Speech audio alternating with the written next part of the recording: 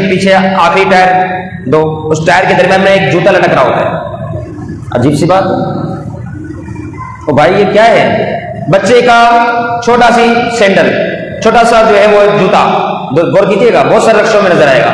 उससे पूछा कि कभी उससे पूछना ये क्या है, अब वो कहेगा वो नजर ना लगे,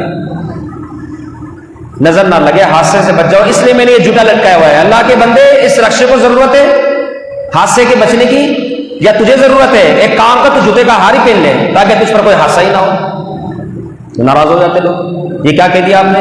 तो आपने भी तो ये काम शुरू किया है और लोगों को मैसेज भी ये दे रहे हो जूता लटका दिया जाए, अब नजर नहीं लगेगी, अब ये नहीं होगा, अब वो नहीं होगा। ये इस्लामी माशरा करने वाला मुसलमान, अल्लाह, मुसलमान तो जब गाड़ी सवारी इन चीजों पे सवार होता है दुआ पड़ता है जो रसूलुल्लाह की तरफ से हुक्म है। सुब्हानल्लाज़ी सख्खर लना हाज़ा व मा कुन्ना लहू मुक़रिनीन व इन्ना इला रब्बिना लमुनक़लिबून बिस्मिल्लाहि तवक्कलतु अलल्लाह। बेड़ा पार है शख्स का, दुआ पढ़ ली इसने।